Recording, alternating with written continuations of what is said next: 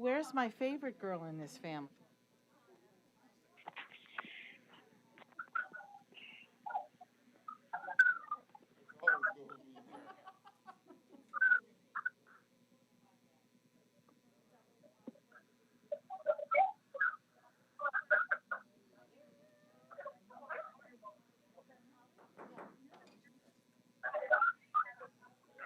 To the December 9th Northampton County Council meeting.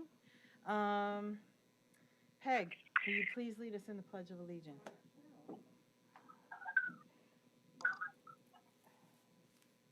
Pledge allegiance to the flag of the United States of America and to the republic for which it stands, one nation, under God, indivisible, with liberty and justice for all. Ms. Zembo, will you please call the roll? Mr. Kuzic. Present. Mrs. Ferraro. Here. Mr. Giovanni. Present. Mr. Heckman. Present. Mr. Lott. Here. Mr. McGee. Here. Mr. Myers. Here. Ms. Fargo Hefner. Here. Ms. Zirinsky. Here. All present, Mr. Lott on the phone. Thank you. Next, may I have a motion to approve the minutes of December 2nd, 2021, and November 30th, 2021, the budget hearing? I'll make a motion. Second. All in favor? Aye. Aye. Opposed? Motion passes. Courtesy of the floor, this evening we have one person signed in, Millie Bean. If she would come down, she gets 5 minutes to speak. Hi, I'm Millie Bean. I live on Howard Road in Plainfield Township. I was here last week. We discussed some things that's going on Howard Road about the property bought by Nazareth Municipal Authority. After I left, we didn't stay. And Mr. McClure, trying to think of the proper term. I'm sorry, I apologize. I should be using a proper term. Mr. McClure said that the county was opposed to the sludge being spread, but there's not much, that they can do, which I understand. I've been told that several places where I'm going, they don't have control over, like Nazareth Borough Council.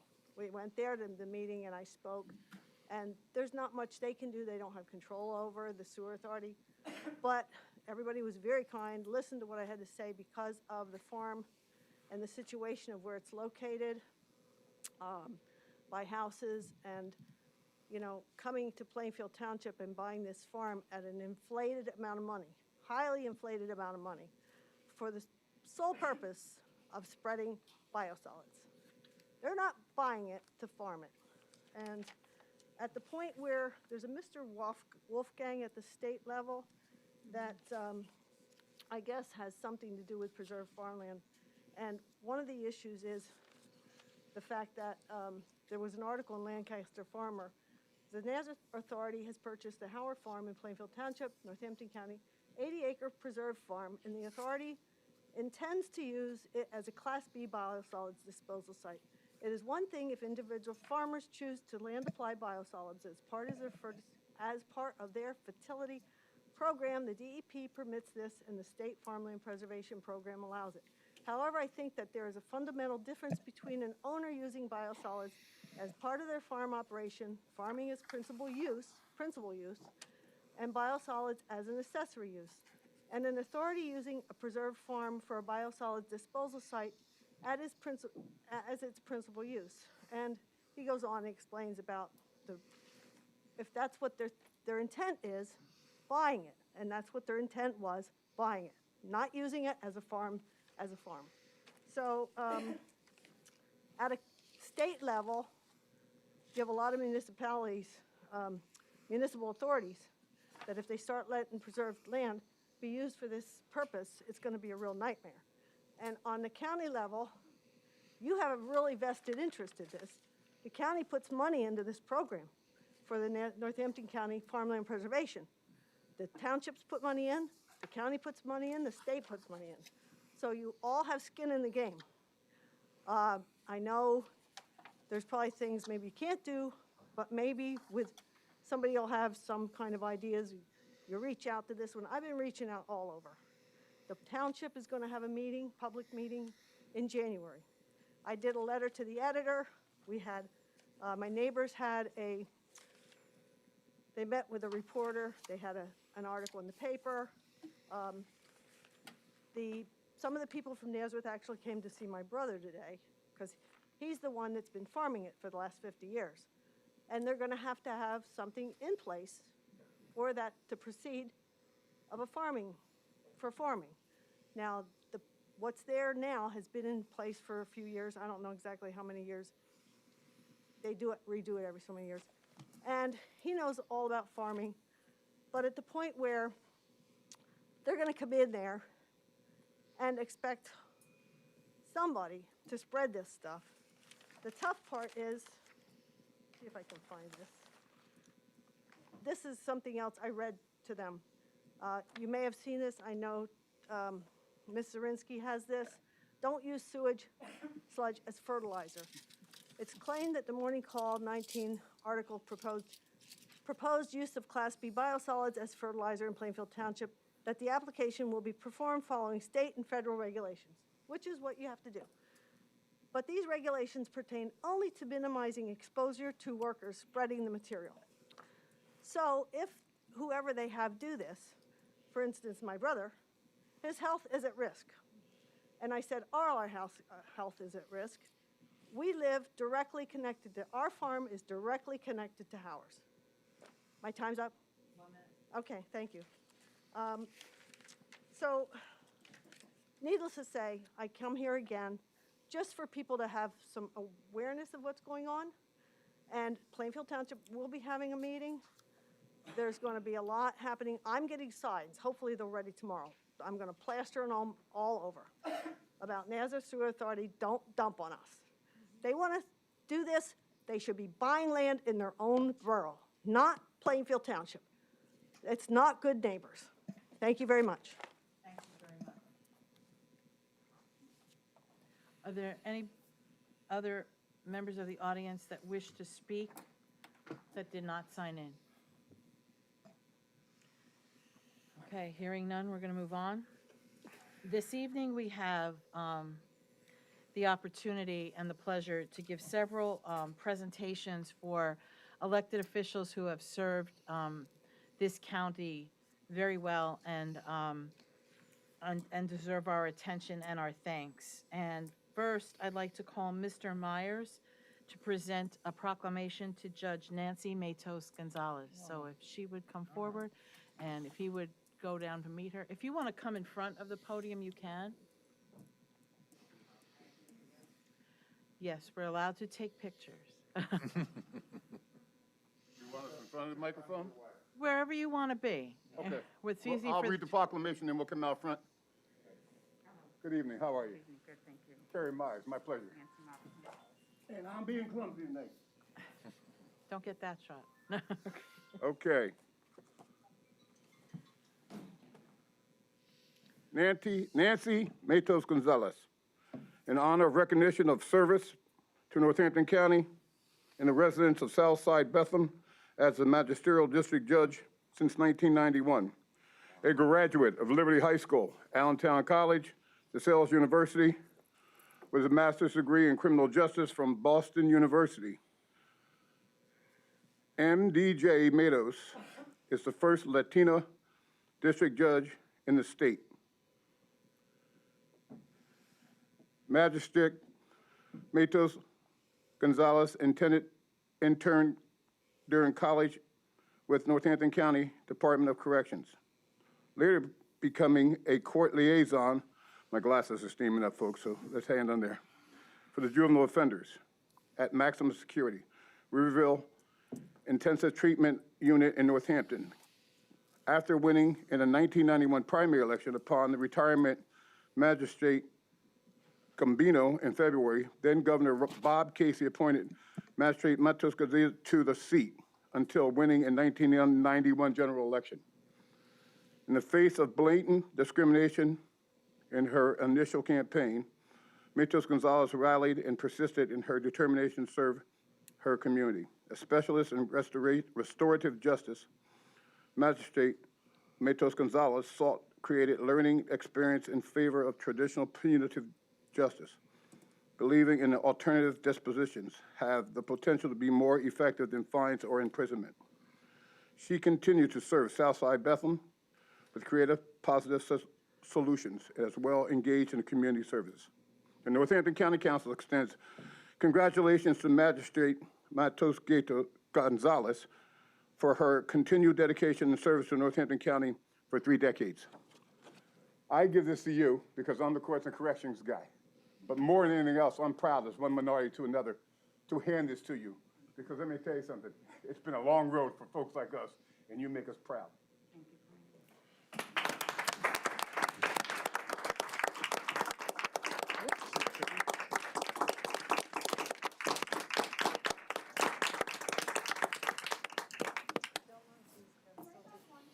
Oh, sure. There goes the neighborhood. I can just say a brief You make most certainly comment. can. Please. I began at the age of 25, and in hindsight, I think I had more guts than good sense. But I will say to you that I placed my hat in the ring because I believed that I had something to give and to contribute a different perspective, and I was willing to work hard. I did not expect to give my heart as much as I did. But I promised you that every soul that sat before me in all these years, I cared. And it is a privilege, it has been a privilege to work in this county. I'm grateful. And I will just say that it has been an experience that I will take with me many, many memories of many personal stories. And that's the greatest thing that I've been gifted. I thought I would give, but I received so much.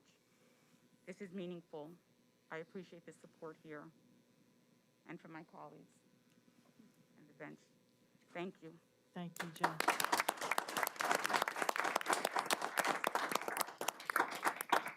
Is there anyone on council that would like to speak further to this? Or is there anyone else that would like to say a few words to the judge? We just appreciate everything that you've done, and thank you for your service and your dedication to the county.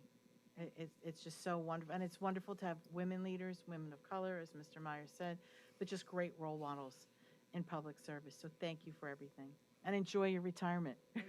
Well done. I just want to acknowledge the President Judge is here, and I thank him for coming. Unfortunately, Judge Tashner is not here. Well, we'll do her at another time if we can make arrangements for her to come back. Yes, I I want just to wanna- acknowledge the fact that you decided to do an alternate thing, because so often folks like us go in there and they throw the brick at them, and you decided to do the right thing and give folks a chance, and I appreciate that as a man of color. I applaud you for that. Thank you so much. Your turn, Madam. Yes, we also had a proclamation for Judge Jackie Tashner, who is not with us this evening, and we will make sure that she receives that, but could we also offer a round of applause for her service and dedication to the county? Madam President, we'll see if we can get her in here. There must have been some confusion. That's okay. Next, we have City of Easton Council Member Sandra Volcano. Come on down, sis.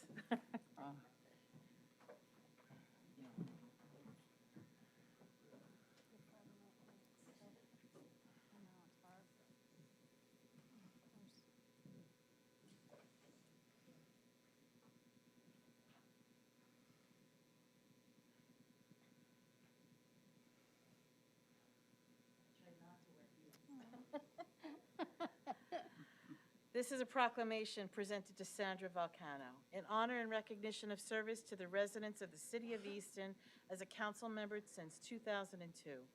In addition to serving on council, Ms. Volcano has previously been elected vice mayor and manages the Main Street and ambassador programs for the Greater Easton Development Partnership Board.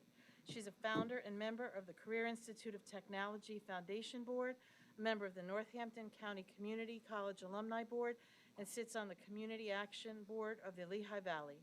Before serving as council member, she served on the Easton Area School Board beginning in 1999. A lifelong resident of Easton Southside and graduate of Easton Area High School and Northampton Community College, Ms. Volcano focused on improving the quality of Easton's housing stock as well as cleaning up the entrances to the city. She fought successfully to prevent the sale of one of Easton's gems, Lacanore Park, and to keep Easton clean, safe, and affordable. The Northampton County Council extends congratulations to you, Councilmember Volcano, for your dedication and service to Easton and Northampton County for over 2 decades. And she's the photographer crying.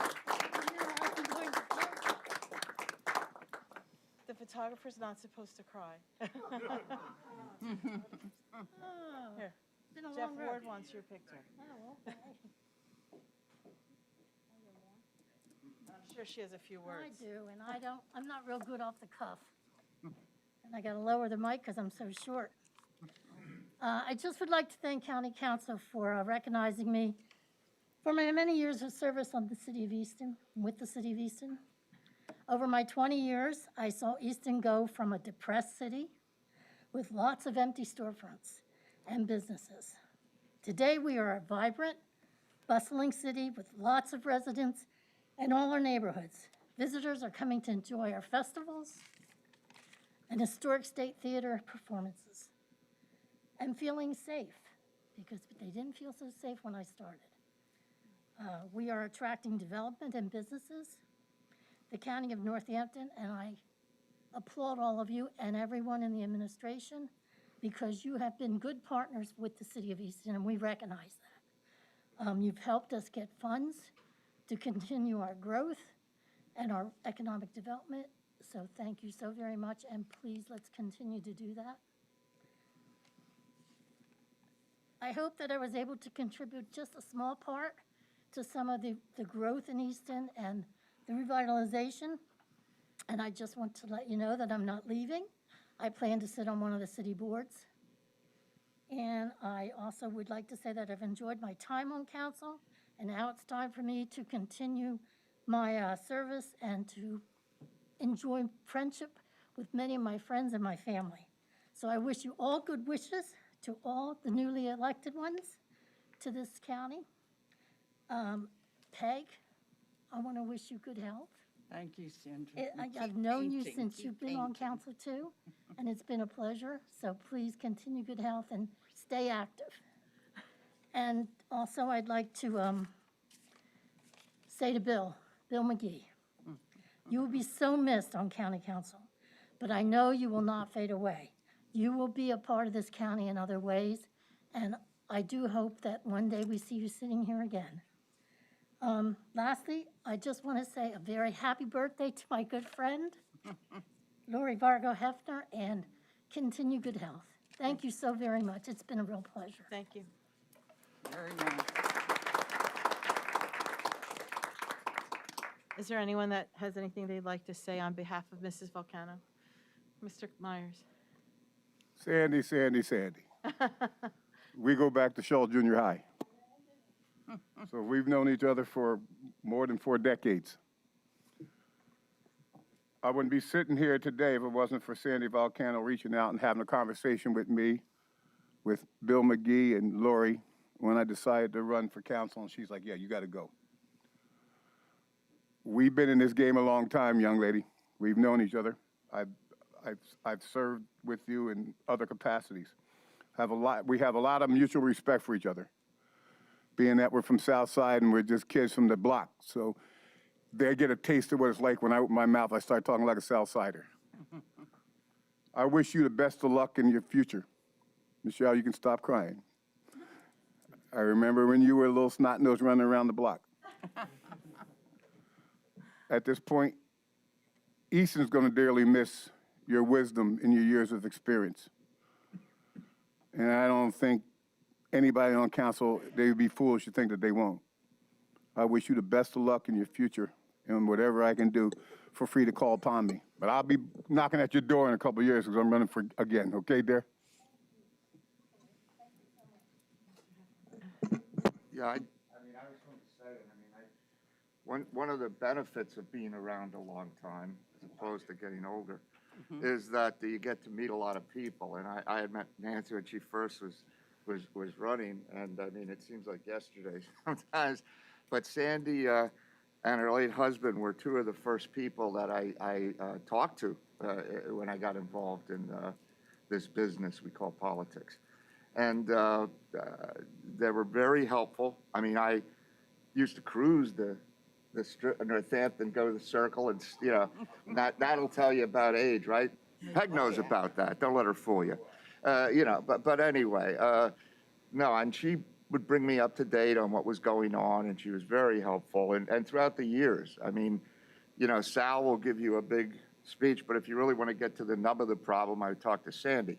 So I just want to also wish you the best. I mean, I know you're going to stay active because that's who you are, and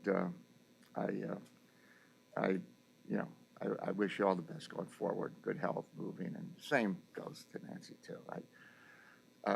But good luck. That's all. Hi, Sandy, it's just been an honor and a pleasure to know you and your husband and how kind and friendly you've been through the years, what hard workers you are, and just how kind you've been to me. I remember you even came to visit me after I had my knees done. And so anyway, just best of everything. I know you're going to be involved. Thank you for all you've done, and keep painting. God, I want to ask Sandy a question. Did he pull the little girl's pigtails when he was in school with you? I think we're out of order. Oh no, all right, I'm sorry. You could tell him, I'll talk to you later.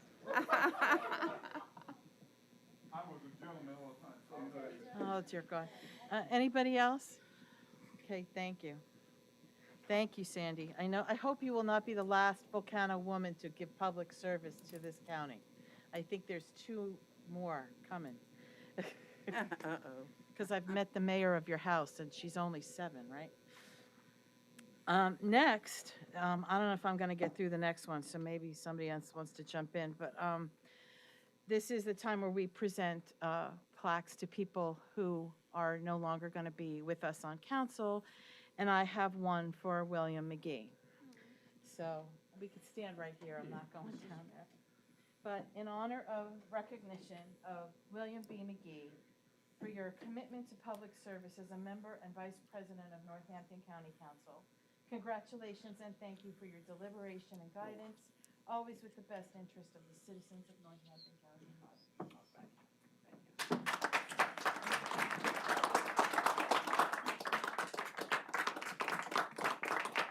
And I also have a certificate of appreciation from CCAP in recognition of your generous years of service. And you could read the rest. But the quote is, "The highest reward for a person's toil is not what they get for it, but what they become by it." We thank you for that. Is there anybody on council that'd like to say a few words to Mr. McGee? I didn't really know Bill until 2017, and they said, this is one of the guys that's running. Nobody said that when I ran. They go, he's running again. But Bill, he's really a good guy, and everybody's a good guy or a good woman until, you get to know them, and then you have your own judgment. But I can say that the more I got to know Bill McGee, the better I liked him. I mean, it's an old word, but it's applicable sometimes, and he's a real gentleman. I mean, he gets what Rich Grusello used to preach about you can disagree, but just don't be disagreeable. And he embodies that spirit. He embodies the best of what we do up here. And it's truly, in my opinion, it's a loss to this body, and it's a loss to the entire county to see him go. But, I know, just like we've said about others, Bill's not going to go away. He's going to be around, and who knows, right, Bill, what the future holds. But I just wanted to wish you all the best, and it was my honor to get to know you. Thank you, Ron. You're Appreciate it. I was just going to wait till the clapping was done. I just want to say that it has been an honor to get to know you. And I'm sorry if I get emotional because I just want to say Bill McGee is one of the best human beings on earth. He is salt of the earth. He goes beyond gentleman. He is a fighter, and he is always there for the working class, and I have learned so much from you. And I'm going to really miss you, and I know that you'll be back. But Thank you. I think everybody should know and get to meet Bill McGee a little bit more because he is just, like I said, he's just the best human being. Thank you. Anyone else? Yeah, I'd just like to say, I met Bill for the first time when we were being interviewed by the Labor Council over in Allentown. And my granddaughter said, oh, I know his son, he's really nice, so he probably is too. So anyway, it's just been a pleasure, Bill, and I really hope you run again. I've won a few and lost a few, and Right. how it goes. Thank you, Pat. So hang in there. Yeah, I really appreciate all the comments, and I really enjoyed my time on council here the last 4 years. I've learned so much, and I understand now how important the county is, and I think we did a lot of really good things over the last 4 years, and we worked together as a council. And then during my election, I always told people, there's a lot more 9-0 votes than you think here. And because it's really, local government is definitely a place to really get some work done. And I think the administration's also been helpful with some of our votes. And I'm proud to be a part of this council, and I'm going to miss everybody as well. So thank you very much. And happy birthday, Lori. Thank you. And Sandy, also, I didn't comment before, but you did a lot for Easton, and I'm glad you're staying involved. Thank you. And I don't think people were done talking to you, but if there's anybody else that wants to go after, go ahead, Carrie. William. I referenced it earlier. The first time I met you happened to be at Sandy's house. When I walked in there, I didn't know what the hell I was going to walk into. And I met a gentleman. I met a fellow veteran. And we have a special place in our heart for each other when it comes to that. You have always been what this world needs. Someone who can turn the cheek and still shake your hand and put his arm around you and say it's going to be okay. There's too much division in the world. With people like you around, division is going to stop. We're going to miss you. I'm going to miss my friend who sends me text messages and we talk and we have breakfast and we shoot the bull. I'm going to miss my friend. And I hope you come back here soon because Northampton County Council is going to miss that calming force that you bring when you open up your mouth and you start speaking. You tell me that I have wisdom. Son, don't fool yourself. You got some wisdom too. And I really appreciate knowing you and can say that you're my friend. To my fellow veteran, best of luck. You're my brother, you're my friend, and tell Pat to go easy on you with the honeydew list, at least until January 15th, okay? I don't know if I can do that. I'll put in a call for you. Everybody said it all. You're a wonderful human being, and it's been a pleasure to serve with you on council. And don't be a stranger. And I don't mind if I see your face on that side coming to talk to us and tell us a few things. You got it. Don't leave it. I will. Mr. Lott, do you have anything? Do you want to add? Yes, I do. I've known Bill for quite some time. Wait, we can't hear you. Let her turn you up. Go ahead. You hear me now? I've known Bill for quite some time, and I really can't add much to what's already been said, but I do want to thank Bill on behalf of the citizens of Northampton County and on behalf of myself, because Bill, before council, I learned so much from Bill, working with Bill out in the field. he's very open. He tries to help people as much as he can. He did that with me, and that was how we first got to know. And then that just continued on council. So I can't express my appreciation enough to Mr. McGee. He's been a good friend and extremely helpful. So best of luck, Bill. I'll be seeing you very shortly. And at this time, while I have the mic, I would just like to congratulate all the people that we acknowledged tonight and thank them for their service. And of course, while I got you, Lori, happy birthday. So that kind of covers it all for me. And again, Mr. McGee, thank you for everything you've done with me and for me. Thank you, Kevin. Thanks, Kevin. You good? Thank you, everyone. Appreciate it. Well, next, if you thought that was something, here we go. How do you honor somebody with over 30 years of service and dedication to this county? Well, you start by bringing in other people to talk first. So we have Malou McKenzie here, who is going to represent the State House of Representatives. Peg, get ready to stand for a little bit. You got some friends here tonight. I gotta go down. Well, you don't have to, but if you want the photo up.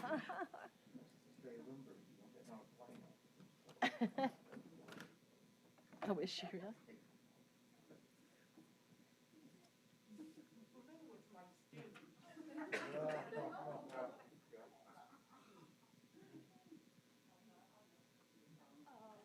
Such an honor for me. Everybody's given their wonderful junior Could you high- just speak into the mic? Oh, Sorry. I'm sorry. Everyone has given their very emotional junior high stories, and I have one too. 58 years ago, when I was a 13-year-old 8th grader at Nazareth Junior High School, there was a fantastic, vivacious, young, incredible English teacher named Mrs. Ferraro. She was in charge of the theater program. She had a play going on, and she asked me, little me, to be the student director. So I worked closely with her that year, and I stood back and I admired her from afar forever. I went to college, and I'm going to cry. It's okay, we all have. Because of her example, I became an English teacher too. And so I went back to Nazareth Junior High as an English teacher and taught side by side. I've gone on from that, and I've become the state representative in the 131st District. And I've had a long life through politics and have known Peg through Republican politics. And when I decided to run, she was the first person I called to ask. Before her own son. Yes. I called her and I said, Peg, this is my idea. What do you think? And she said, go for it, go for it. So here I am, and it's my pleasure, my honor, to be here today on behalf of the House of Representatives, our local Northampton County delegation, Joe Emmerich, Ann Flood, Robert Freeman, Zach Mako, Steve Samuelson, and myself. And this has been signed by the Speaker of the House, and we are so proud of you. And I'm going to cry. Let's take our masks off. Oh, okay. I want a good picture of Okay. Malou.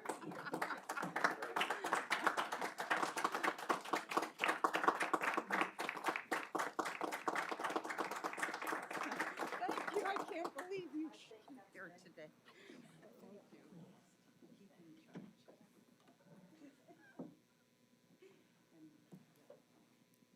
Thank you. Don't leave. Thank you, Representative McKenzie. Next, we have a representative from Senator Mario Scavello's office. Oh, it's just a word after word for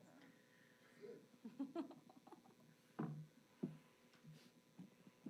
Good evening, everyone, members of council, members of the public. For those who don't know me, my name is Brian Fenstermaker.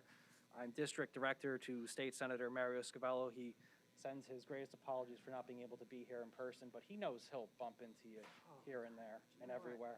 Yeah. These masks are very difficult with hearing aids, let me tell you. Isn't that interesting? But he apologizes that he can't be here. but he sent me on his behalf because it was very important that somebody is here to represent him. And we have a certificate of recognition for you from the Commonwealth of Pennsylvania, Peg Ferraro, in recognition of the more than 23 years of dedicated service on the Northampton County Council. Prior to serving on County Council, Peg was a supervisor and treasurer for Upper Nazareth Township, and she also served on the Planning Commission and Zoning Hearing Board. In addition to her work at the municipal and county levels, she also served a variety of local and valley-wide charities in many capacities. We are always pleased to recognize those individuals who, through their laudable tenure of service, contribute in a meaningful way toward the well-being of their communities and this Commonwealth. And on behalf of the Commonwealth of Pennsylvania, we thank you for your exemplary record of service and offer our best wishes in all of your future endeavors. And it's signed by Senator Scavello and Senator Boscola.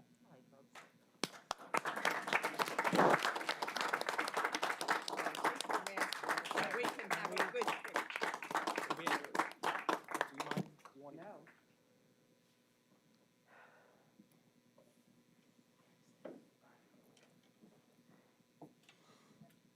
Get my phone.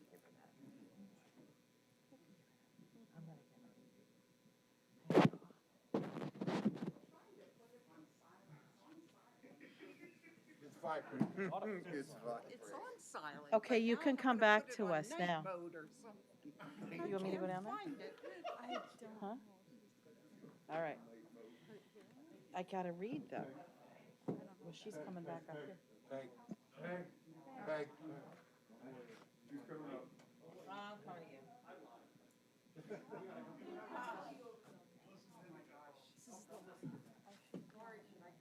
No, come down here. Can I show this stuff too? Bill, bring this stuff come with this stuff. Come on down.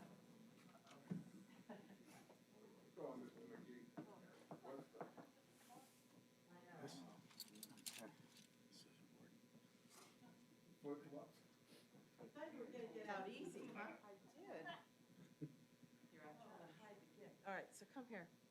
So, well, first we want to show you, the office staff got you a few gifts, important tools for your retirement. A flamingo pen, some Florida Here I Come, and flip-flops to that wear I wear all the time. to and from water aerobics, right? Right. Oh, my Peg, gosh. this is also from CCAF, Okay. and Wow.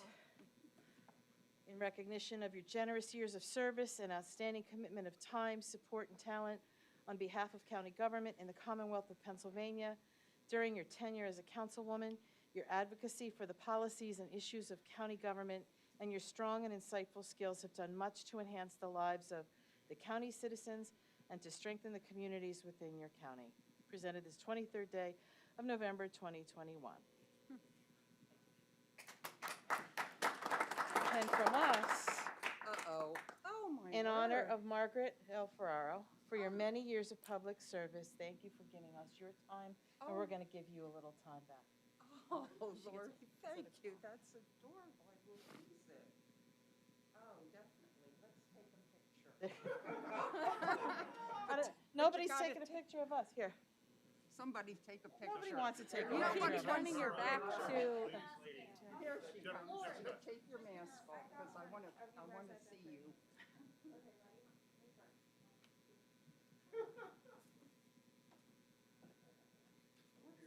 Turn this way. You hold it because it's yours.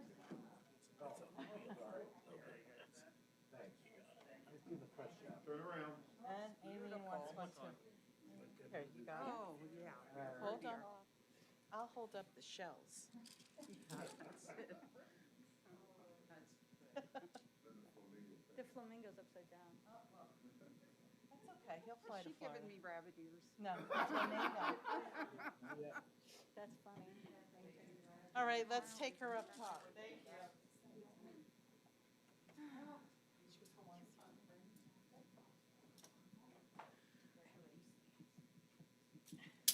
Uh-oh, I broke the shells. I didn't see you guys jump up to rest.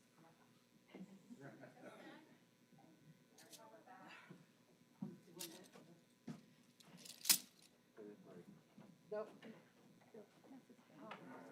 Does anybody have anything they'd like to say to Mrs. Ferraro? Mr. Heckman? Uh-oh. Oh, isn't that amazing? It's gorgeous. I gotta wait because their hearing aid only works. We're packing. Well, let people Peg, while talk to you're you. packing, why don't you sit down so we can Sit down and talk let to you? Chris pack for you. Let Chris, he's got to earn that big bucks he gets up here. So. It's Peg. an IQ test. I wish this were a roast, but with all the tears and everything, I have to be polite and nice and sweet, and I will be, but it would be fun if it were a roast. I think we've got a lot to That talk would really about. be fun. We've had a lot of years in and out of office, and you were right when you gave Bill advice. You know, you win some, you lose some, and Right. obviously winning feels better, but you learn from everything, and losing certainly happens. It can happen to the best of us. And, but anyway, Peg, I guess I'll always think about and remember the CCAP conventions of yore. Those early ones were pretty good. Stokesy Castle. And we won't get into Dave Bausch's bald head and Jerry's bald head and the wench, the serving wench that was at our table. Those are all great stories. Yes. I don't even know if they're appropriate anymore, are they? I don't know. I mean, they were harmless. They were harmless. But They and were a harmless, but fun. county councilman who was flipping coins into someone's, I won't, you know. Yeah. It was interesting. Anyway, but I remember we got to all these things, and we always We loved did that. all. That was where the partisanship, if there ever was any, really fell away, and we would get dinner, and we'd sit down and talk. And your late husband, as I called the chairman of the board, Right. we would go around and around and around. But I have enjoyed serving with you. And it's been great to know you over all these years. It's so hard to imagine. But, you know, I just want to wish you the best. I know now you're going to, I was joking that, you know, you needed this exercise because you're going to hop on a plane right after the meeting and you're heading south. But I know we are. But, you know, I'm glad that you don't have to take the pickup truck with kitty litter and everything in it. So I just had to say a few words because thanks, of our Ron. history. And I will say that, you know, Bill mentioned about the 9-0 votes, or, you know, and I mean, of course, there's always going to be issues that people disagree on. You know, but I think as we look back, most of the time we knew that the local government, we had to get things done. I mean, we didn't have the luxury of not getting things done. So I would say we agreed on a heck of a lot more than we disagreed on. Yeah. And I think you served the citizens of this county great, in a great way, and you'll be remembered for that. And that's how I'll remember you. Thank you as well. so much, Ron. I'll have to tell you, it's just been an amazing experience. I mean, 32 years ago, here I was, a little kid from Stockertown, product of the 50s, a woman and a Republican to boot. Who would have ever thought that I could win in Northampton County? But stranger things have happened, I guess. But anyway, it's just been an honor and a pleasure to serve. I can't tell you how much I have learned, how much I have grown.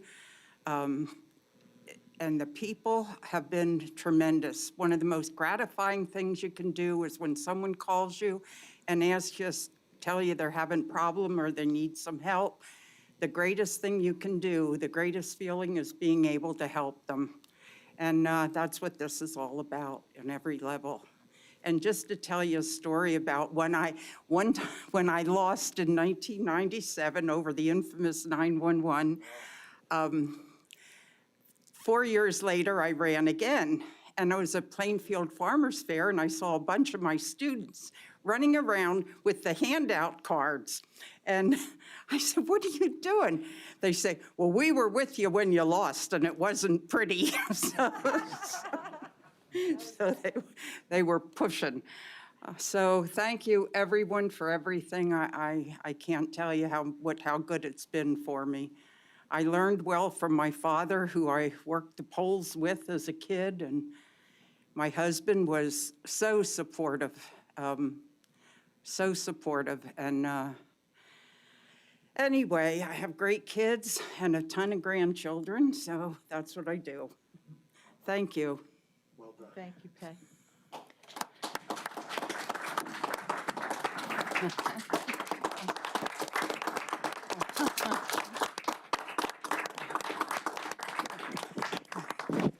I think a few more people wanted to say some things, so you might have to indulge a few more people. Mr. Myers?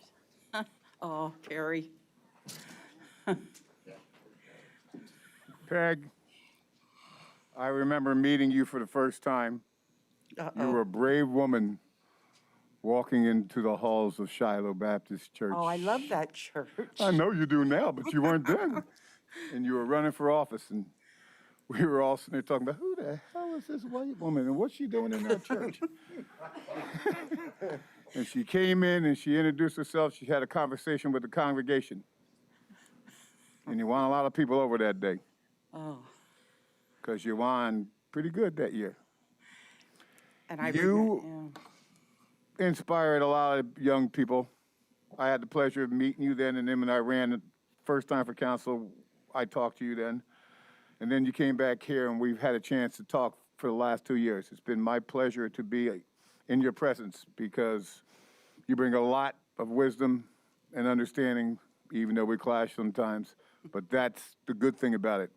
We talk, and then afterwards we talk about it later, and it's all over, and something that's important, we let it go. And that's important in this council, and that's one thing I must say in the 2 years I've been here. We can all clash, but we go in that back room, and before we leave, we're all friends again. And I think you brought that little cream to this organization. I thank you for allowing me to be in your presence. Carrie, and I remember going to Shiloh one time with a gal who was running statewide for one of the appellate courts, and she wasn't endorsed by state committee, but we really liked her. And so we went to Shiloh, and she was an African-American woman, and she is now sitting on the court. So you gave her great support. Tara, and then John. Yeah, I just want to acknowledge that, you know, we haven't always seen eye to eye, probably not on environmental issues, but on some. Some. And we can talk it out. And I just want to say that regardless of the D or the R in front of your name, that we have to give you props for paving the way for other women in politics. Yeah. 32 years ago, I don't know how many women were in politics, but I'll tell you what, there's exponentially more now. And you and Sandy have to be acknowledged for helping get people like Lori and I on council. right. And I want to thank you for that, and I want to thank you for really making me think on this council, really making me play a little three-dimensional chess. And that's how I like to call it, because you really know how to ask the questions that. You're too flattering. No, I know. I'm not. Listen, I'm not going to tell you something just to make you feel good, because that's not that. Everybody knows that's not who I am. I'm going to tell We you love that you, because that Tara. is an honest to God observation that you asked really important questions that make us all think and make us get to a different point. And you know, that's why I wanted to acknowledge you, and I want to acknowledge that I hope you enjoy those metal straws, aluminum straws. I will. While I you're will. sipping And your that was so margaritas in sweet. Florida. I said, right? it is so Tara. I love him. Hope you get some solar when you're down there too. And I have to tell you, when I went door to door back in those days, women would come to the door and they'd say, well, I have to ask my husband how I should vote. And I, you know, We're still doing that here. you don't It's vote for changing. somebody because they're a woman, but they better have some qualifications. So, okay, thank you, everybody. John, we're not done, Peg. No, you're not done. One other quick story about well, it's a good one. About 20 years ago, the chairman of the county Republican Party and another old friend, Ray Howe, give me a call, and I'm like, wow, I'm just a rural township supervisor. Wonder what they want with me. What did I do? So they invited me to breakfast. There used to be a Perkins down here at the bottom of the hill. So they invited me to the Perkins down the bottom of the hill, and we talked for about an hour. And at that point, I decided that I would get involved in county politics. And here I am. And I probably wouldn't be sitting here were it not for the two of you on that day. So, you know, although we're from the same party, you know, it's no secret we don't always agree on everything. But I have a tremendous amount of respect for the years that you've put in here. For what it's worth, I think you would have made a wonderful county executive. But that's water under the bridge. Yeah. But it's been wonderful, and I just want to thank you for all you've done. The good Lord knew what he was doing when I lost that election. My husband went blind on primary day. Do you believe it? He had diabetic retinopathy. And he woke up that morning to work the polls in my primary for county executive. And he said, well, I can't see. I said, what do you mean you can't see? You got to work the polls.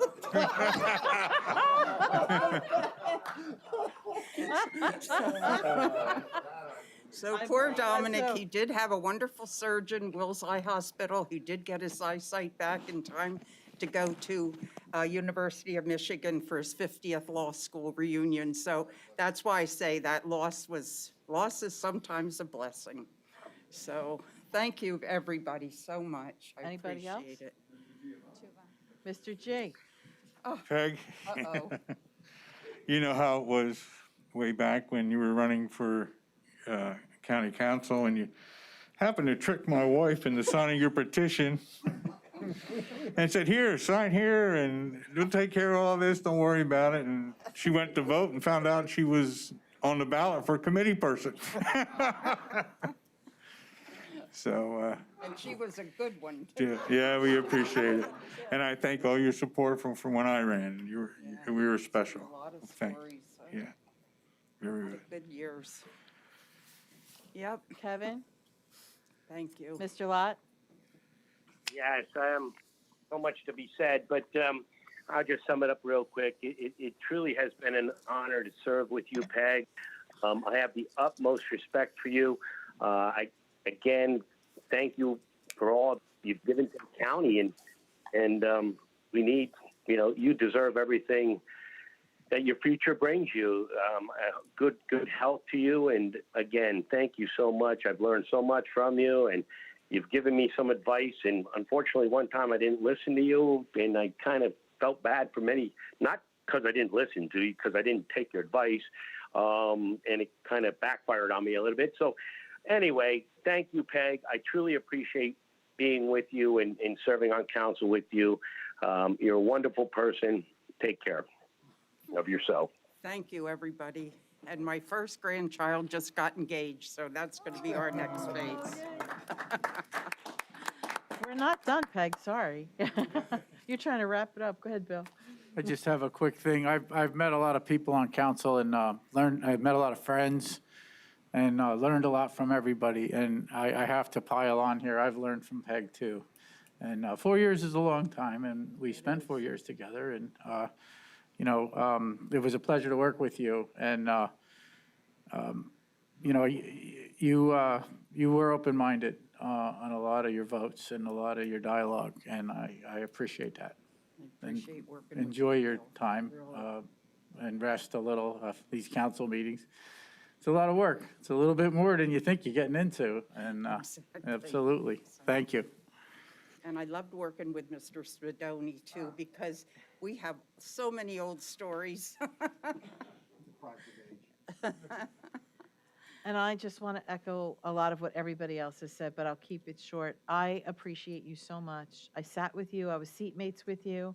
I will always have PTSD from your phone ringing in the middle of sessions with that know why I infamous can't ring. get it to And work if I'm right. ever anywhere in the mall and I hear that, I'm looking for Peg. So, but no, I'm teasing you. I again, like everybody said, you taught us what it's like to be a fair, bipartisan player, that we can all have our own opinions about things, but we can all work together and be a good working unit. And I'll miss our lunches at Mitzi's, but if you're ever up, give me a call, because now I'm not campaigning and you're free, so maybe we could get there. There's no Be COVID. back in May. But again, to help pave the way for women to be leaders, because that is so important, and there's just not enough of that. And so I truly appreciate you and everything that you've taught me and us, and the grace that you've brought. And, you know, I've heard stories from Ron about, you know, Peg's nice, but watch her. You just watch her, and I watch when Peg does that, and every once in a while you do something, he goes, that's the Peg, that's the one. And so it's like, but sometimes it's good to do it with grace and a smile. So thanks for that Yeah, lesson. we've had a lot of good years together. Thank you, everybody. Thank you, Thank you, Peg. everybody. We And now you some have to stay and business finish to the do. meeting, because we have work. That's right. And please, Peg, call us if we're out of line. Let us know, because I'm sure she'll be, Lori, let's talk about this vote. Can't believe Malou. Okay, thank you to the rest of the county for indulging us, but, you know, 30 years of service doesn't come along very often, so here we go. Under old business, we have we need to untable a motion. I need I'm sorry, the county executive report is canceled because Mr. McClure is ill and he is not with us. Under old business, we need to untable the motion consideration of 2022 county council meeting schedule. Do I have somebody that will untable? Mr. Heckman, and do I have a second? I need a vote. Is there any discussion? I need a vote to untable the motion. Mr. Heckman. Yes. Mr. Myers. Yes. Ms. Zirinsky. Yes. Mr. Kuzic. Yes. Mrs. Ferraro. Yes. Mr. Giovanni. Yes. Mr. Lott. Yes. Mr. McGee. Yes. Ms. Fargo Hefner. Yes. Motion passes by a vote of 9-0. Okay, so now we'll discuss the motion. Bill, will you introduce this, please? Absolutely.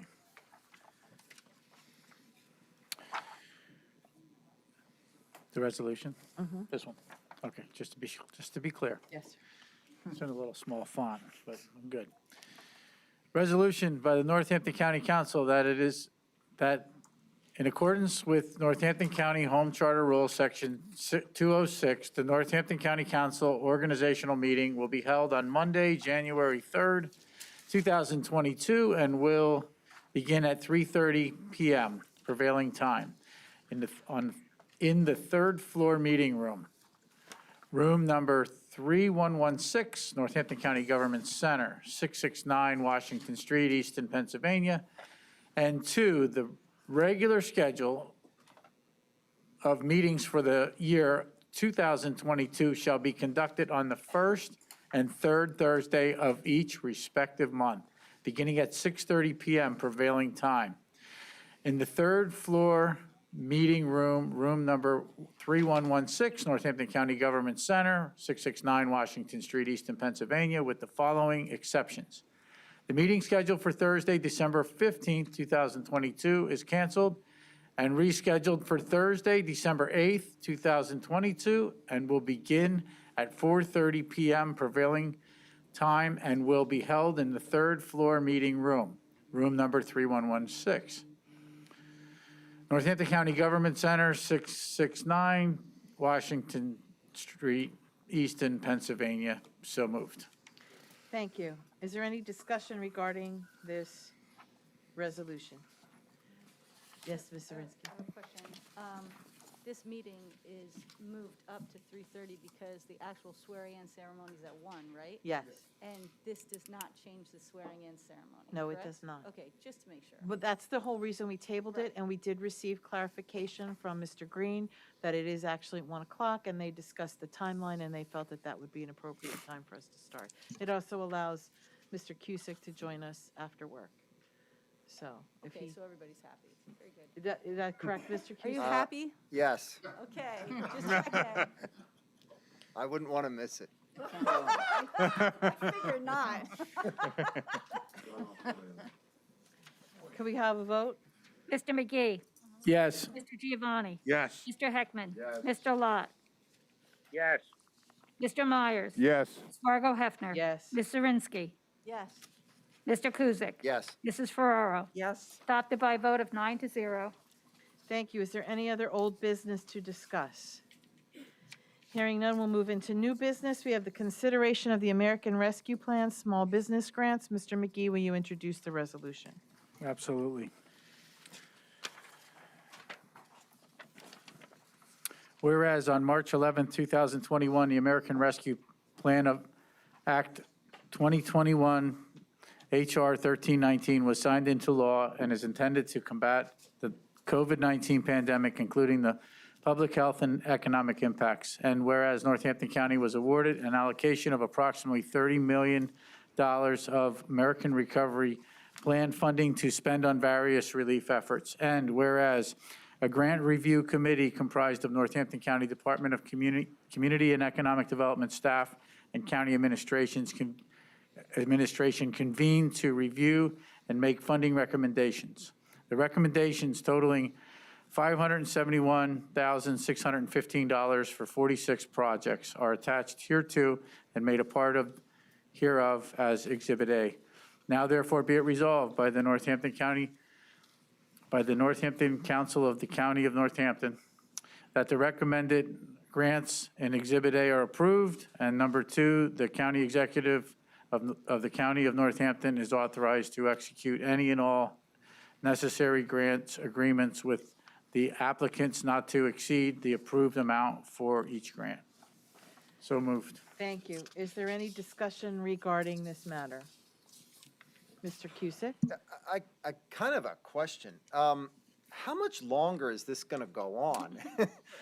It seems like we've been shoveling money out the door for quite some time. Have we put a deadline on this?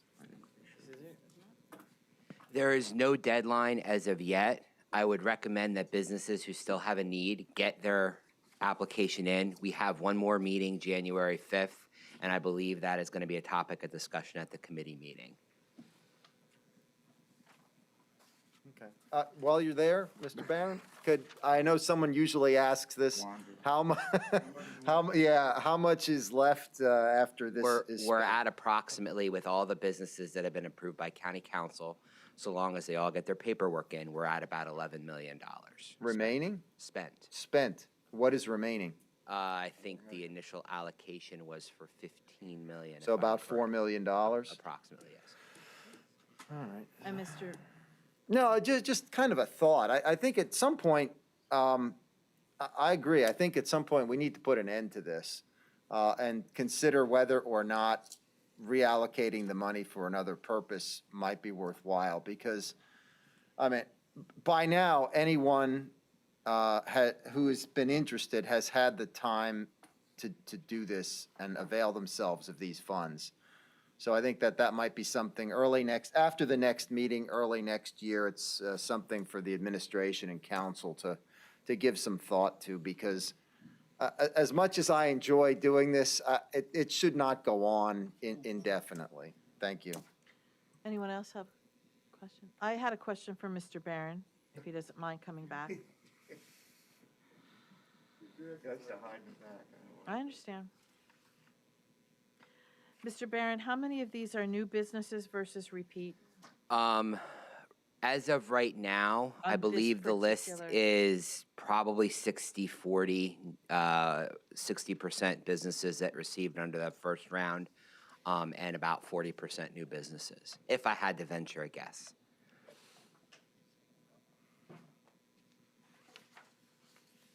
Any other questions? Call for the vote. Mr. McGee? Yes. Mr. Heckman? Yes. Mr. Lott? Yes.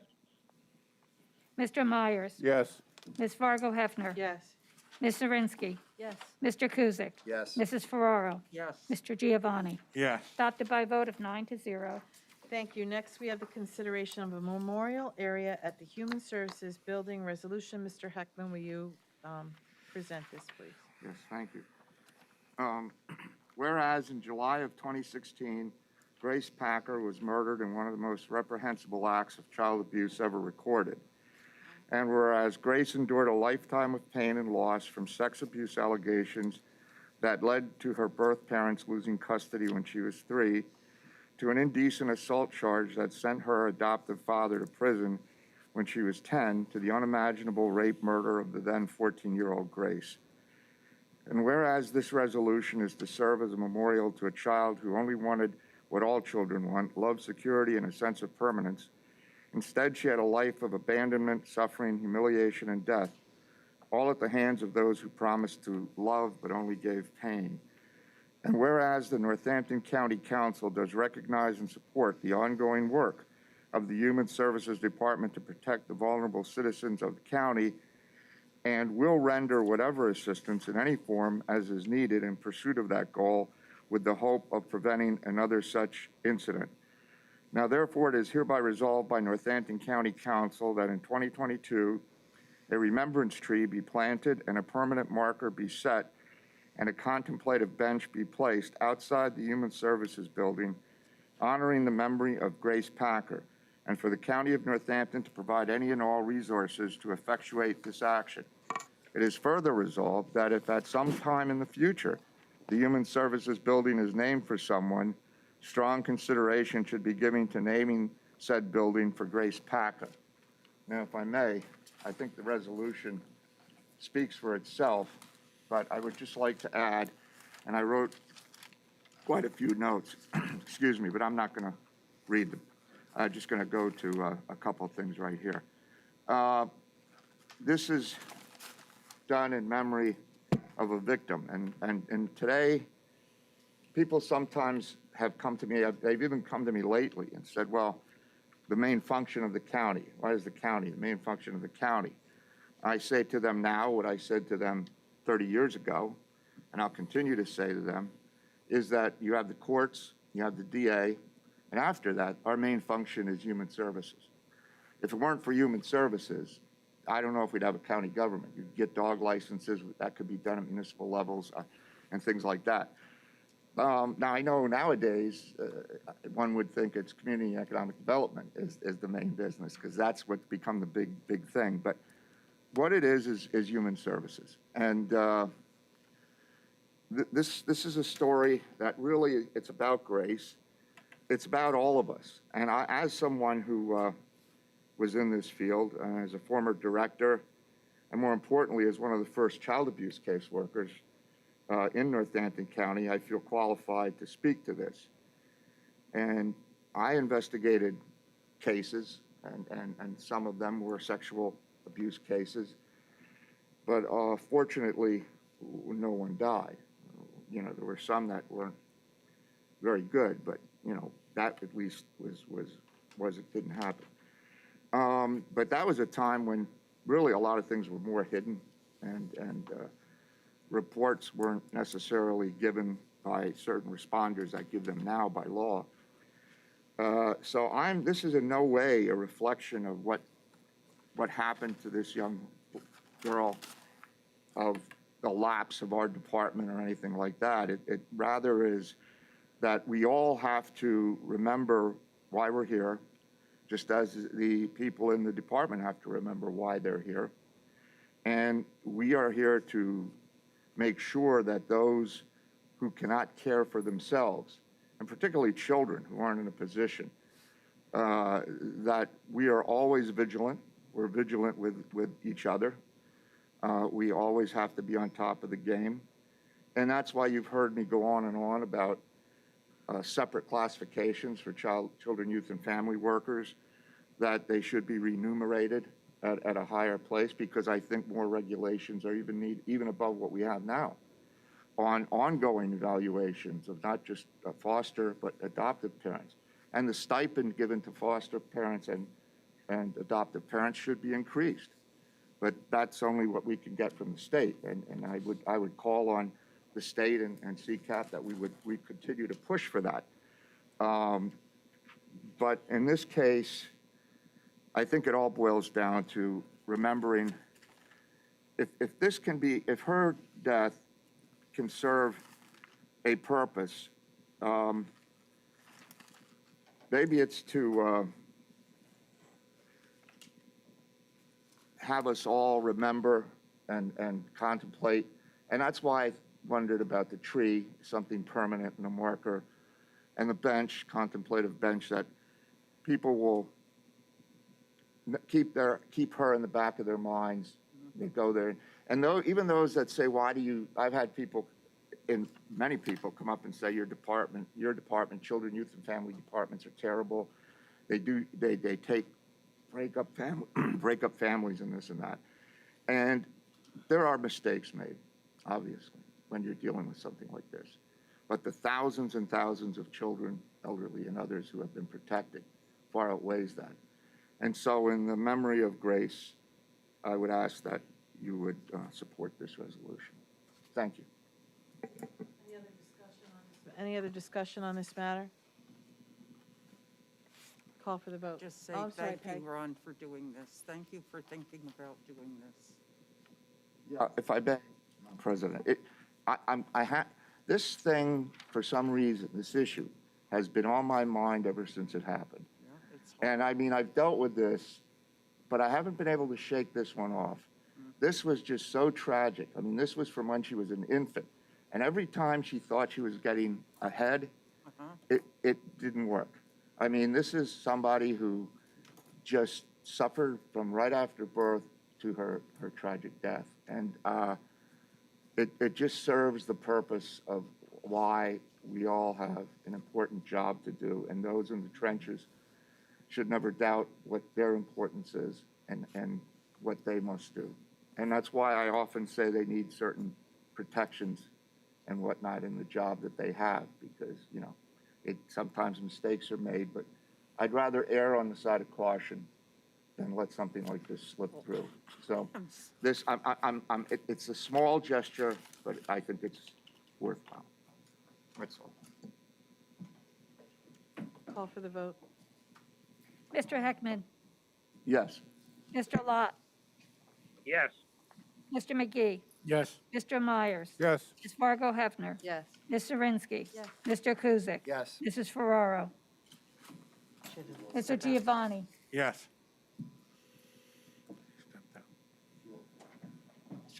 She had to step out. I don't know what happened.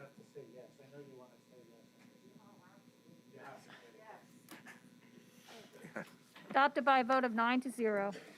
Thank you. Next, we have the consideration of a contingency transfer to the Center for Animal Health and Welfare. Mr. Cusick, will you introduce this resolution? Certainly. Now, therefore, be it resolved by the Northampton County Council that the sum of $5,000 shall be transferred from the 2021 contingency account number 05000-76050 to the Center for Animal Health and Welfare. Most of you know it is located in Williams Township on Island Park Road. And as a public service announcement, I would just add that their budget is approximately $900,000 annually. Among the major costs include veterinary care, medical supplies, kennel supplies. They have a spay and neuter clinic, insurance, utilities, payroll, and adoption. And from their website, they make every effort to find loving homes for those scared and lonely pets. They do not set a fixed time limit on animals, but keep them for as long as they remain adoptable. And on a personal note, I have had a rescue beagle for 7.5 years, and it's been a wonderful pet. And so before people go out and get those puppies, don't overlook a dog that may need a home that's available at one of the shelters. Thank you. Thank you. Is there any discussion on this matter? Call for the vote. Mr. Kuzic. Yes. Mr. McGee. Yes. Mr. Myers. Yes. Ms. Fargo Hefner. Yes. Ms. Zirinsky. Yes. Mrs. Ferraro. Yes. Mr. Giovanni. Yes. Mr. Heckman. Yes. Mr. Lott. Yes. Adopted by a vote of 9-0. Thank you. Next, we have the consideration of a contingency transfer to the Saucon Valley Community Center. Now, therefore, be it resolved by Northampton County Council that the sum of $5,000 shall be transferred from the 2021 contingency account to the Saucon Valley Community Center. Is there any discussion on this matter? Call for the vote. Ms. Fargo Hefner. Yes. Mr. Myers. Yes. Ms. Zirinsky. Yes. Mr. Kuzic. Yes. Mrs. Ferraro. Yes. Mr. Giovanni. Yes. Mr. Heckman. Yes. Mr. Lot. Mr. McGee. Yes. Adopted by a vote of 9-0. Thank you. Next, we have the consideration of a contingency transfer to the Lehigh Valley Planning Commission. Mr. Heckman, will you introduce the resolution? Yes. Now therefore be it resolved by the Northampton County Council that the sum of $30,000 shall be transferred from the 2021 contingency account to the Lehigh Valley Planning Commission. And if I may, the reason I'm putting this forward is I listened to everything that everybody had to say during our budget hearings, and I know they requested X amount more. But frankly, I couldn't figure out whether they had the money for the grants or not. And I think at times it's almost seemed like a personal discussion. And I really don't want to be involved with that. The only thing I would say, and this is why I think it's important, is that they're the only board, having served on it at one time when it was still the Joint Planning Commission, it's the only board in the county that I'm aware of where everybody, officials from both counties and municipalities sit at one table. And I do know that we have had them in and ask, well, what exactly is it you're accomplishing? What are you doing?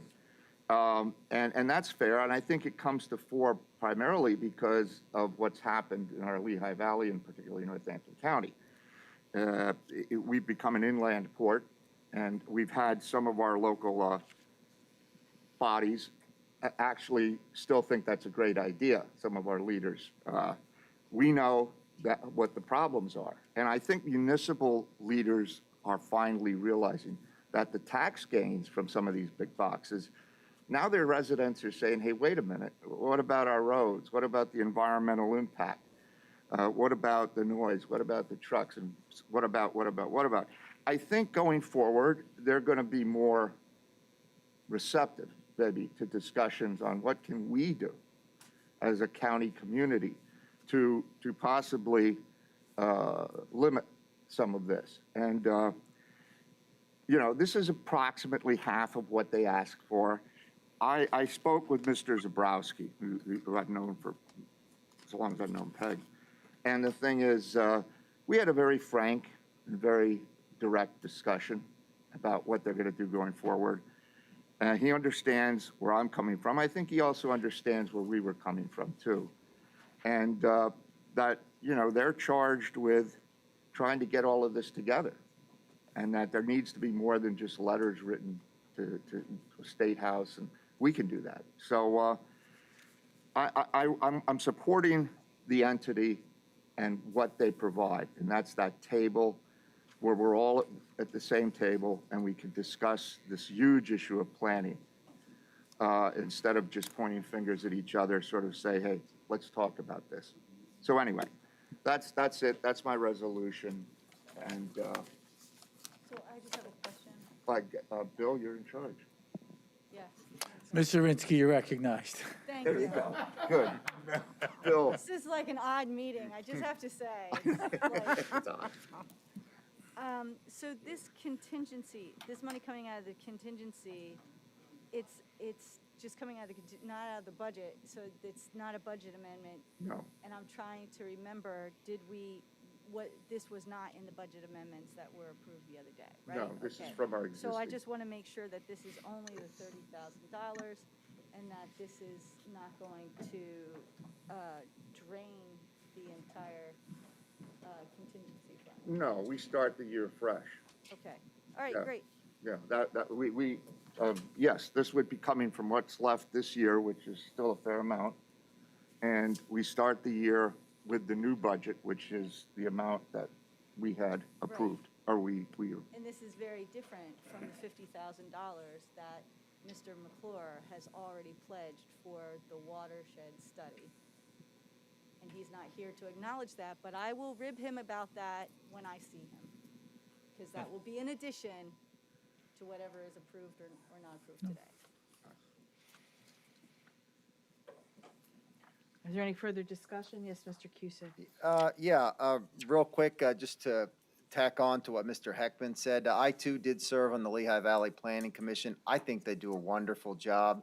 And I hadn't even thought about that roundtable where you're able to meet and interact with local officials and county officials from the Lehigh Valley. It's a wonderful experience. And Mr. McGee, I think you've done a great job there.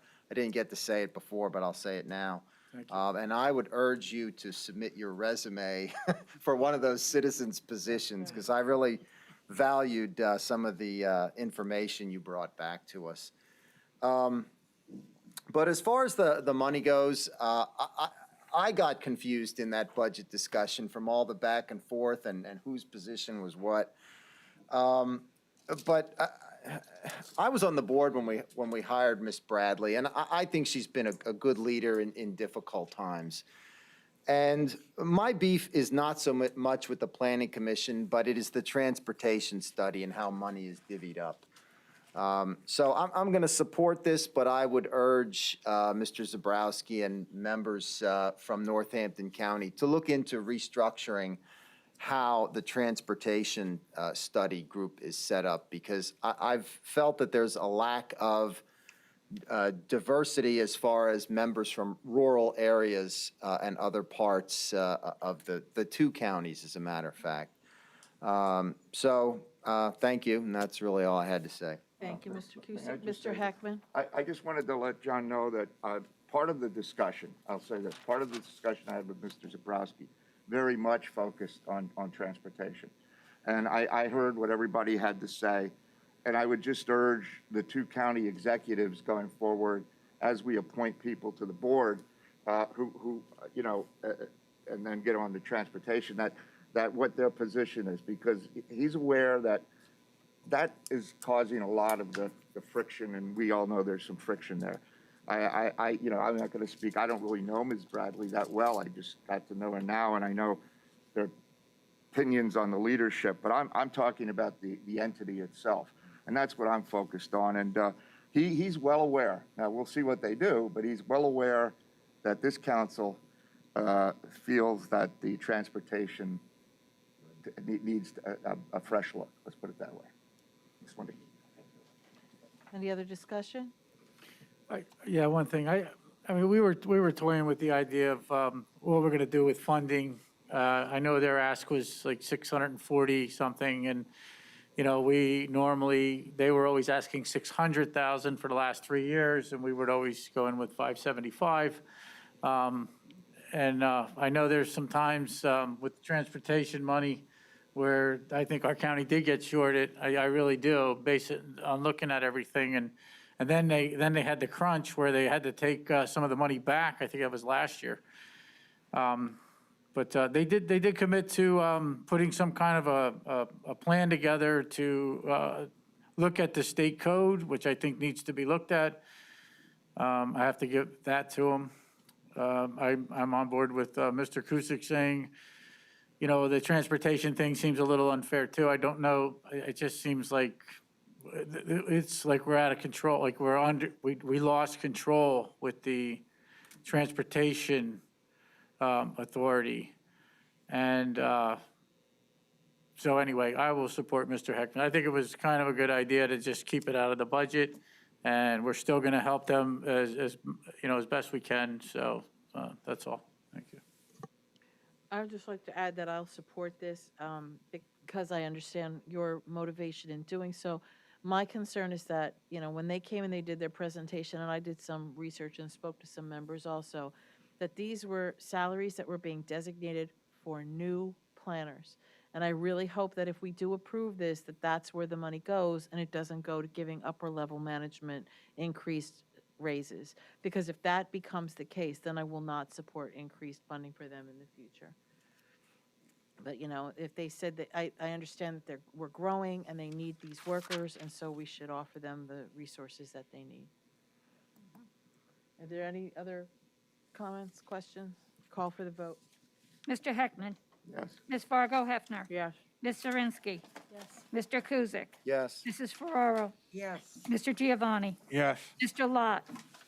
Yes. Mr. McGee. Yes. Mr. Myers. Yes. Adopted by a vote of 9-0. Thank you. Is there any other new business to discuss? Oh, yes. In the laudatory comments made about Mrs. Ferraro, one thing we left out, which isn't necessarily laudatory, is I hope she calls in from now and then just to say hi, because when I was president, I do miss hearing the bird, the dog, and whatever else was going on in the background when she'd call in from Florida. I believe I think we that's, all remember that. I think that's old business, but that's very All right, true. well, it's, part of Tripping it. down memory lane. I have an addition of new business. I'd like to propose a resolution for this evening, and I need a motion and a second to amend the agenda to include this resolution. I'll make the motion. Second. Who is the second? Mr. G. I need to read or just, From the north. Two new guys. Then you'll introduce the resolution. do I introduce it? No, you get the motion, get the vote on the motion. All right. And then Vote to introduce a new resolution. Call for the vote. Mr. Myers. Yes. Mr. Giovanni. Yes. Mr. Kuzic. Yes. Mrs. Ferraro. Yes. Mr. Heckman. Yes. Mr. Lot. Yes. Mr. McGee. Yes. Ms. Fargo Hefner. Yes. Ms. Zirinsky. Motion passes by a vote of 9-0. Okay, thank you. The resolution is as follows. Whereas on December 2nd, 2021, the Northampton County Council adopted the 2022 Northampton County budget as amended, which was presented to the county executive on December 3rd, 2021 for his consideration. And whereas on December 9th, 2021, the Northampton County executive vetoed the adopted budget as amended by the Northampton County Council on December 2nd, 2021, and return them to County Council. Now therefore be it resolved by the Northampton County Council that the county executive's veto of the 2022 Northampton County budget as amended shall be overridden on this 9th day of December 2021. The 2022 Northampton County budget shall be as adopted by the Northampton County Council at the meeting held on December 2nd, 2021.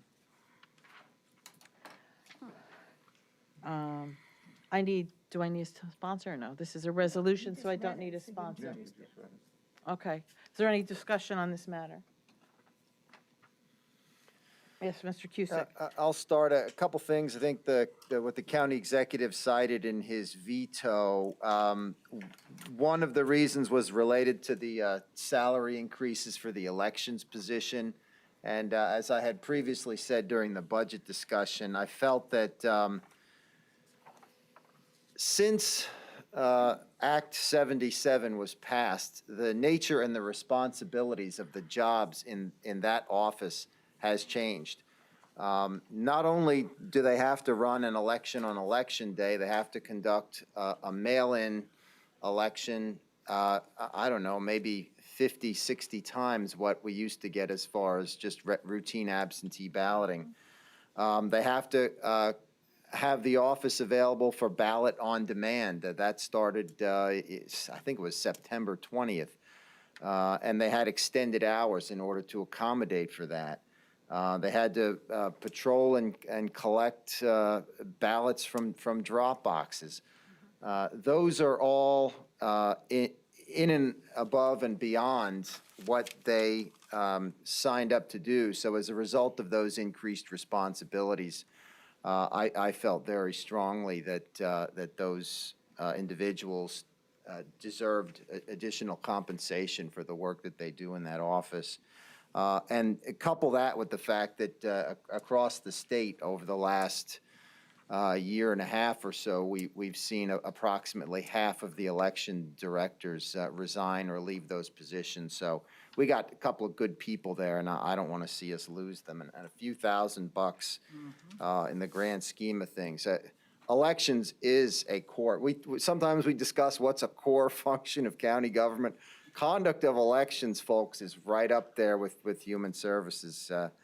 I'll defer to Mr. Heckman. He'll put that first. I agree. And this is a close second after that.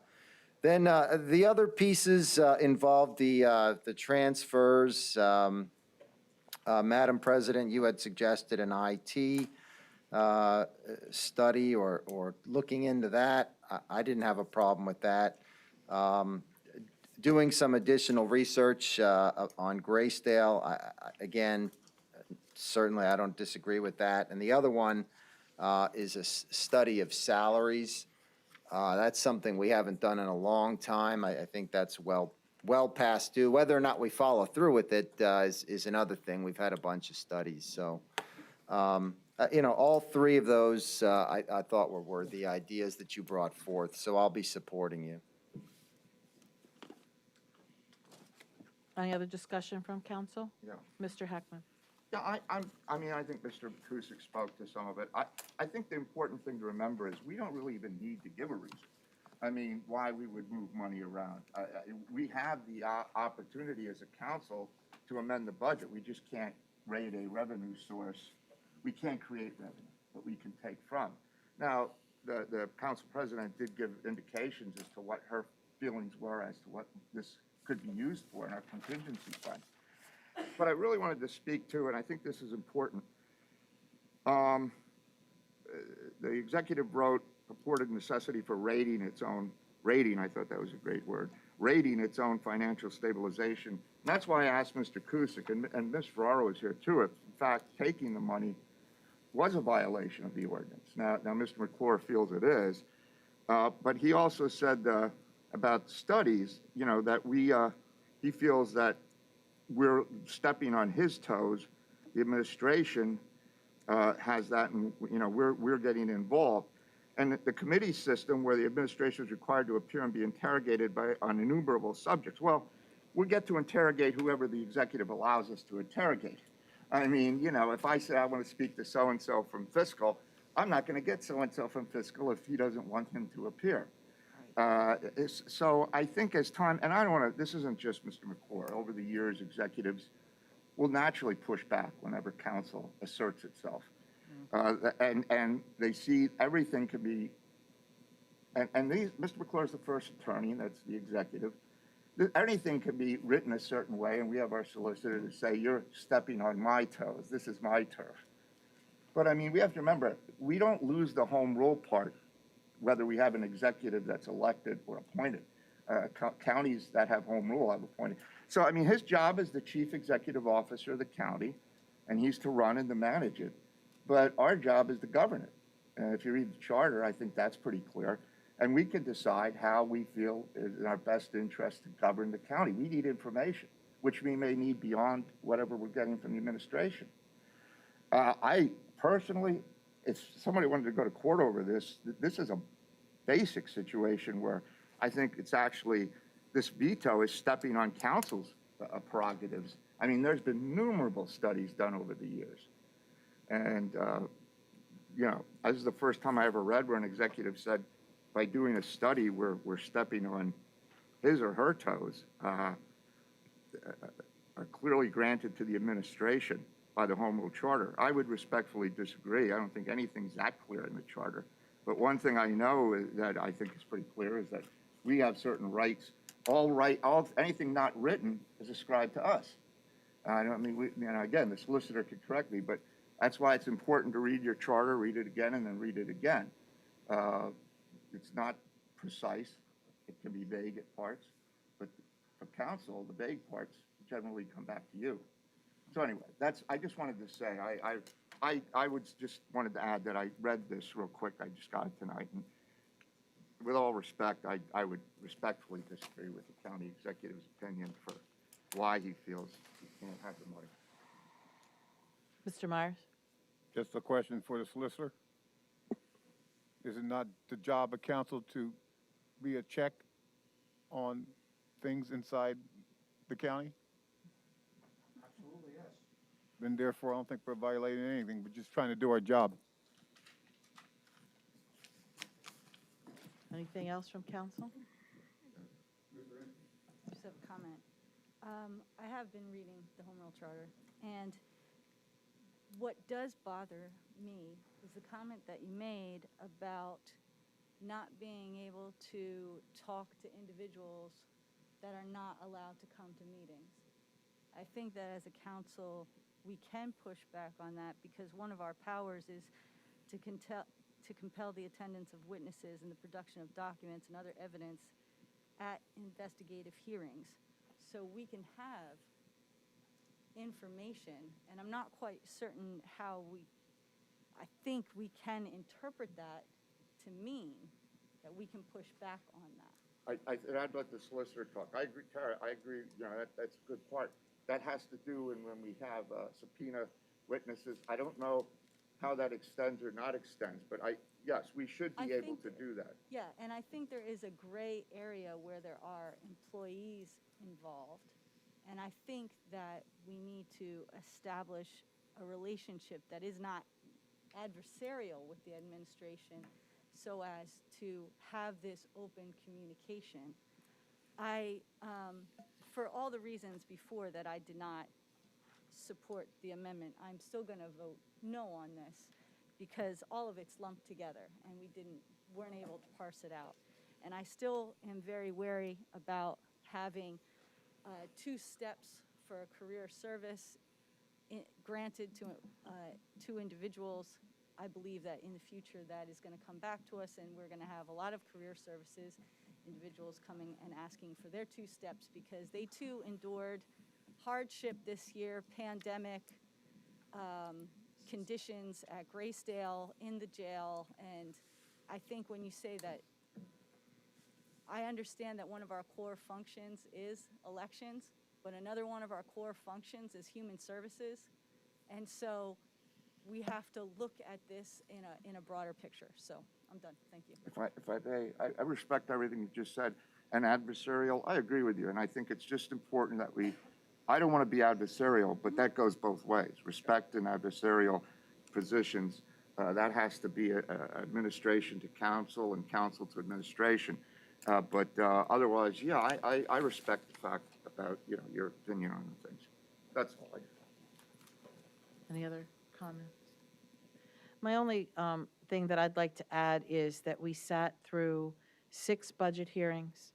We had 2 months to ask questions that, as Mr. Heckman aptly said last week, we know what the administration wanted.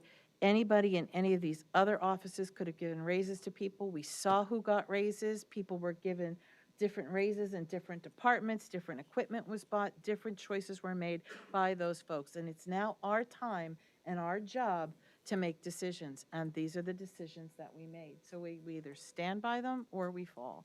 And I don't see anything grievous about any of the things that we've offered. And again, it's money that we have in contingency. You saw how much we spent tonight. I believe we still have more than half of contingency left. So we're very prudent with the funds that we have. And there's nothing that says if we have them that we're going to blow through it in the first 3 months of the year. So I would just ask that you vote to override this veto. If I may, that is in violation of the amended Sunshine Act. Any action that is not de minimis to be brought forth has to be advertised 24 hours before the action is taken.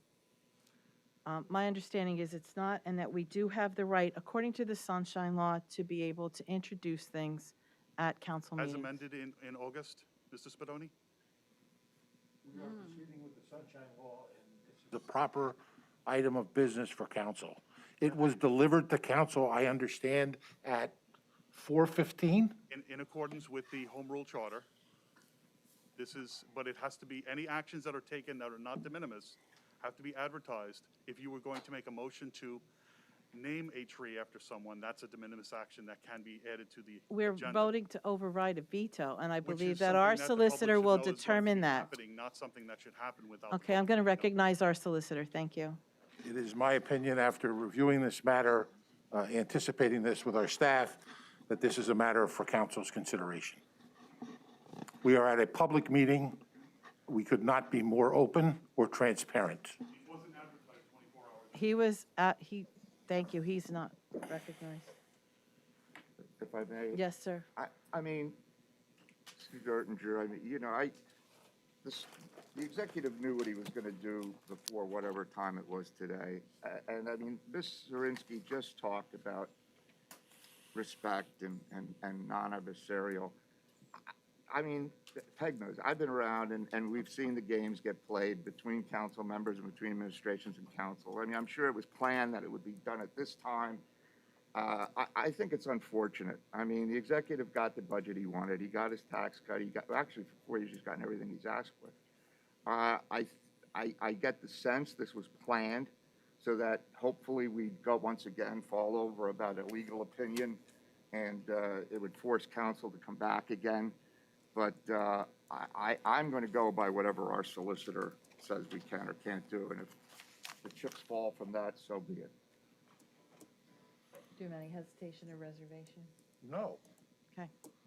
This is, let me be clear, this is a matter that is set forth in the Home Rule Charter that gives council the obligation to consider this. You can override it, you could go the other way. It's an action of council. I think you need a proper motion, second, and vote to proceed. Okay, which we do Madam have. President, Yes, sir. just a statement.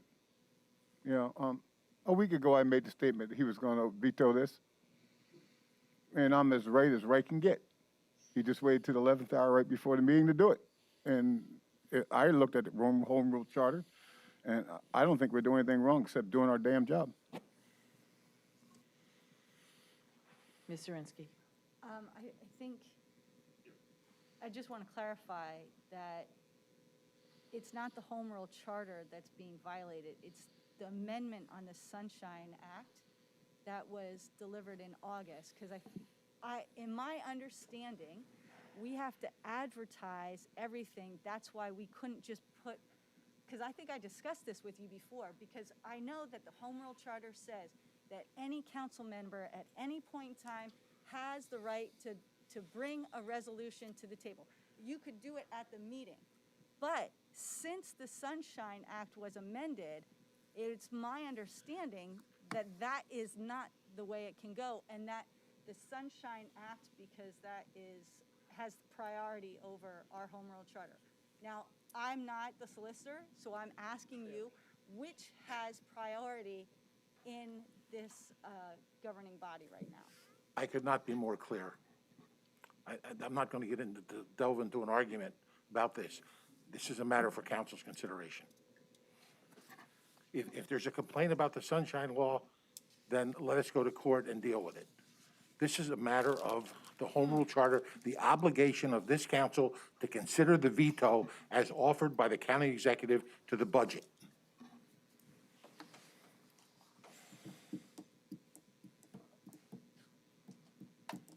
Call for the vote.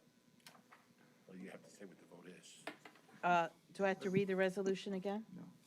Can we be clear on what? Yes. What If we're you voting for? vote yes to the resolution, you are voting to override the veto. If you vote no, you are voting to allow the veto to And I would stand. indicate that my research indicates that for that to pass, there is a required two-thirds majority, and we have 9 people here this evening, so if my arithmetic is good, 6 will carry it, and if you don't have 6, it'll fail.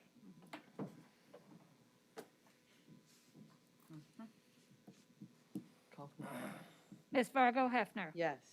Mrs. Ferraro. Yes. Mr. Giovanni. Yes. Mr. Heckman. Yes. Mr. Lott. Yes. Mr. McGee. Yes. Mr. Myers. Yes. Ms. Zirinsky. No. Mr. Kuzic. Yes. Adopted by a vote of 8-1. Thank you. Is there any other new business to be brought forth or to discuss? One point of order. Yes, sir. Is this our last meeting as county councilmen? As of January, we become commissioners? No, we have been commissioners all year, and that was clarified in a memo earlier this year. But if you haven't been using that term, feel free to knock it out as of today. And given that we have, this will probably be our last meeting of the year. We did put an extra meeting in just in case, but we were able to handle business this evening. Seeing there's no new business, are there any county committee reports? Hearing none. Any liaison reports? Yes, sir, Mr. Giovanni. The IT Governance Committee met on December 7th. It was virtual via Skype. Our Poly Clarity, Mike Dickinson is to send out invites to the committee for internal testing. I'm hoping that will happen before the end of the year, but it may happen in January.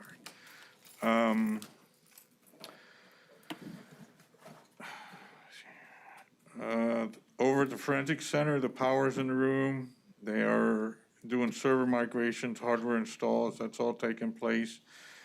There's scheduled monthly maintenance on 12/10 for the weekend for IT, and that's all happening in the IT world for the county. Thank you. Any other liaison reports? Ms. Zirinsky? I attended a good portion of the Farmland Preservation Board meeting as liaison.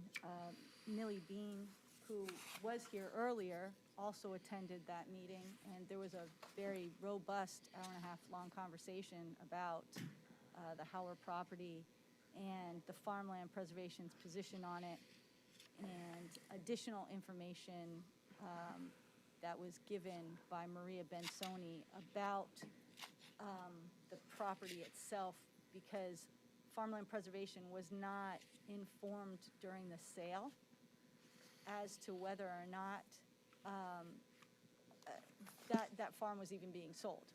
It was after the fact that this preserved farm was sold that the Farmland Preservation Board was informed, and that it is after the fact, again, that it was going to be used to spread sludge on by a municipal authority. There is some discussion about how that's going to move forward, since there is a plan in place to farm that field that has no spreading of sludge involved in it. So that discussion is going to continue. In the meantime, there were 17,916.57 acres preserved in Northampton County on 226 farms. And we're really moving through the list. Excited to get into 2022 and preserve more farms. Thank you. Sir? Can I ask a question about that? I live right behind a farm, and every spring, there is a certain odor that emanates from it. But that's fine. That's what, you know, if you move into a rural area, that's what you expect. I guess my question is, I have no idea what they spread up there every spring. I guess my question is, how would I know? If it's biosolid, if it's horse It almost stuff? doesn't matter, because farmland, the Farm Bill allows for any spreading of fertilizer. Biosolids, Class A and B, are all part of the biosolids or the sludge that could be distributed on any field. It doesn't matter if it's organic or inorganic, because it's not recognized as toxic. This is something that has to happen at the state level that hasn't happened yet. Recently, the DEP has acknowledged that the PFAS and PFOAs could come, the parts per million come down from 75 parts per million permissible to 14 parts permissible per million. And that is in line with New Jersey and New York and surrounding states, which is much better. But there's no testing of those biosolids that's engaged right now. But we're just trying to find avenues to figure out how we can understand what it is that's actually being spread, understand what the toxicity is, and because this is a municipal authority spreading it, this is municipal waste, which means it could have toxins in it from, you know, Graysdale, hospitals, diesel fuels, whatever. And if you look up anything about PFAS and PFOAs, you'll know that I think 99.7% of the human population has PFAS and PFOAs in their bloodstream, because it's something that doesn't go away. It's a forever chemical that's made by DuPont and 3M, and it was spread in the water, and it's just everywhere now. So it's collecting and concentrated in these biosolids, which means it's even more concentrated getting into the ground, getting into the groundwater. So, sorry, something I'm a little passionate about. It's more than I know about it. I just know it smells every spring, that's all.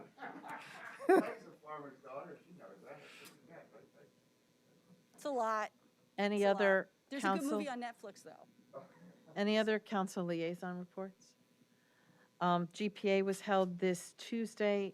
Pam Pearson was appointed as the new member and presented to her first meeting this week.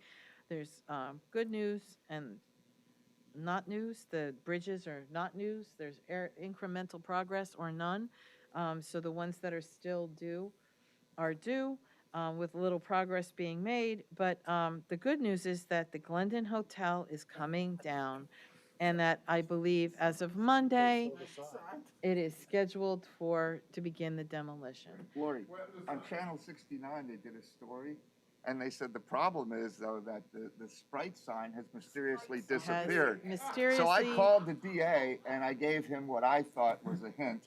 And so if a certain department head is visited. Yeah, they said it just disappeared. I don't know what happened to it. Oh, there he is. Where's the Sprite sign? The news about it, though, is also that the next step, raising the building is the first step. And so they have 30 days to bring it down. Hopefully that'll begin on Monday. But the next step is the actual building of the housing.